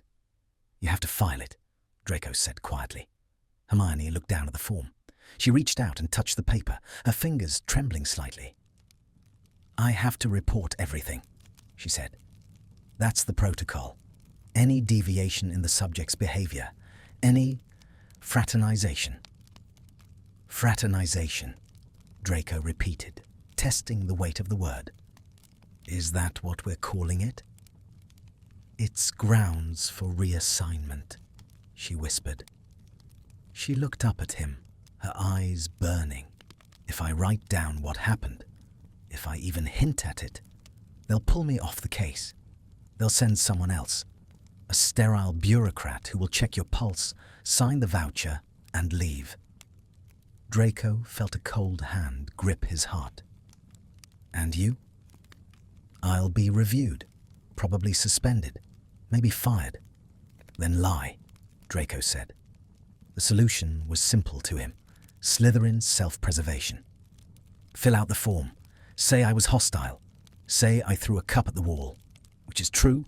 Say I'm adapting poorly, but within expected parameters." Hermione shook her head slowly. "I can't lie to the Ministry, Draco. Not about this. There are truth charms on the filing process. If I sign it knowing I'm omitting a major breach of protocol." "Then leave," he said. He leaned forward. "Go. Right now. Before you sign anything. Request a transfer based on personal conflict, old grudges. Tell them you can't be objective because of our history." "If I do that," Hermione said, her voice cracking, "I can never come back here. You understand that? If I transfer, I am gone. Daniel Black becomes just a file in a cabinet." The silence stretched between them, heavy and suffocating. This was the choice. She could stay and risk her career, her reputation, everything she had built for a man with no name. Or she could leave, save herself, and leave him to the solitude he had been sentenced to. Draco looked at her, the golden girl, the conscience of the wizarding world. She had always done the right thing, She had always followed the rules, or broken them only to save the world. Saving him wasn't saving the world. It was just saving him. "Granger," he said softly. He reached across the table. He didn't cover her hand this time. He took the pen. Hermione watched him, frozen. Draco held the cheap plastic biro. It felt light, insignificant. He looked at the form. Status. "You can't lie," he said, his eyes fixed on the paper. "But you can choose what truth matters." He looked up at her. "Am I unstable?" "No," she whispered. "Am I a threat to the statute of secrecy?" "No." "Am I adapting?" Hermione looked at him, really looked at him.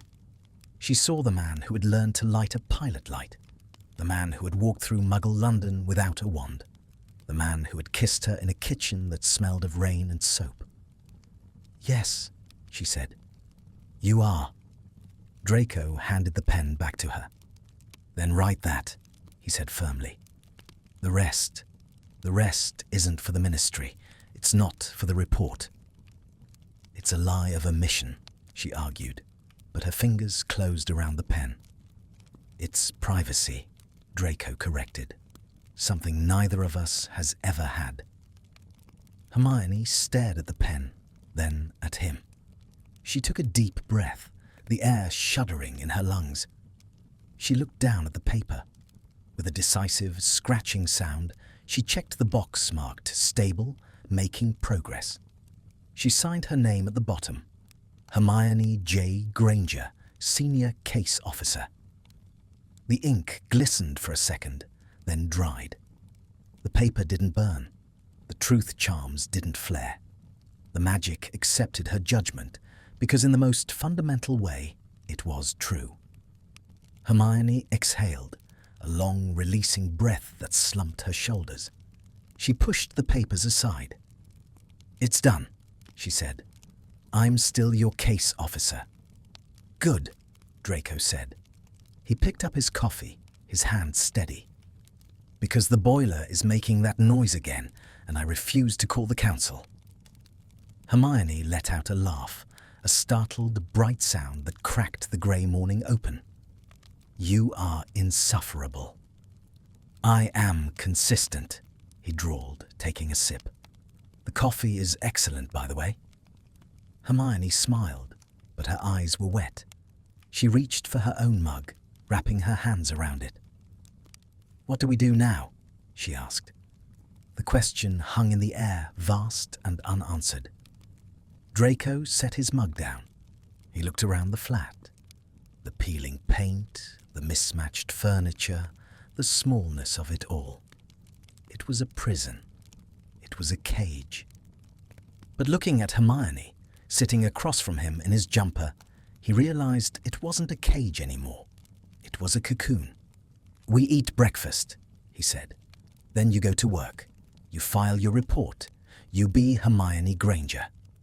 And you." "I stay here," he said.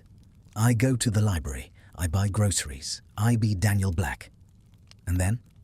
"And then," Draco said, his voice dropping to a low, intimate register, "you come back next Tuesday." "Just Tuesdays?" she asked, a challenge in her eyes. Draco felt a smile tug at the corner of his mouth. Not a smirk, but a real, crooked smile. "Maybe Thursday, to check the electrical sockets." "They can be tricky," she agreed softly. Draco stood up. He walked around the small table. He stopped behind her chair. He placed his hands on her shoulders. He felt the tension leave her body instantly. She leaned her head back, resting it against his stomach. Draco looked down at her. He thought about the magic he had lost, the surge of power, the ability to reshape reality with a word. He missed it. He would always miss it. It was a phantom limb that would ache every time it rained. But he looked at his hands, resting on her wool-covered shoulders. He felt the solid, warm reality of her.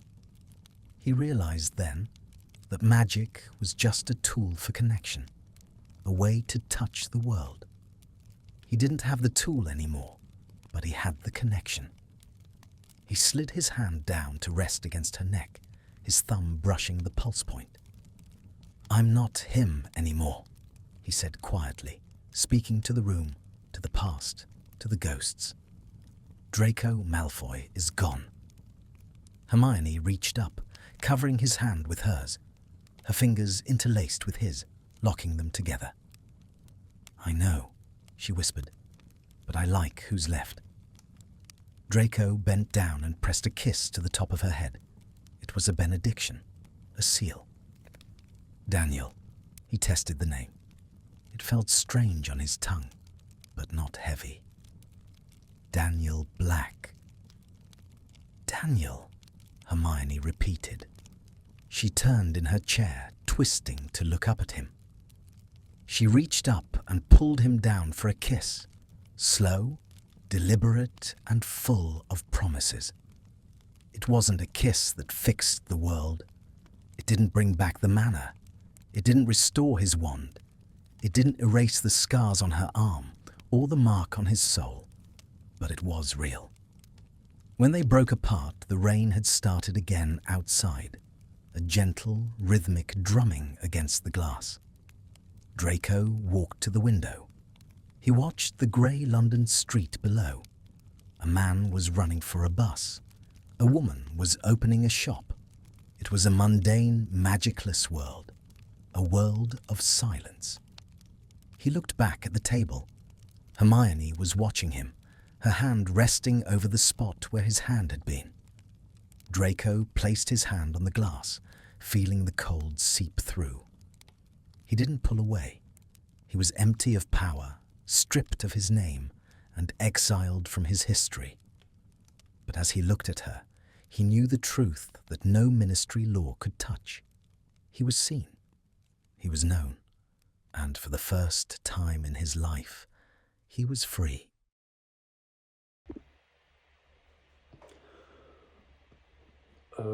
Muggle, пятая история.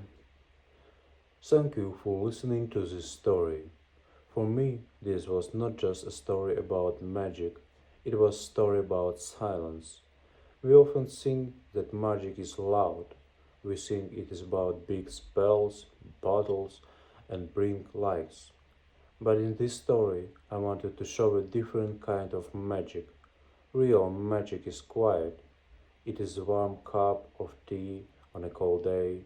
It is a hand holding you in the dark. It is being seen by someone who truly knows you. Draco lost his wand. He lost his name. He felt empty. But because he lost everything, he found something real. He found that connection is stronger than any spell. I hope this story touched your heart. I hope it reminded you that even when we feel weak, we are not alone. Thank you for being here with me. See you in the next story.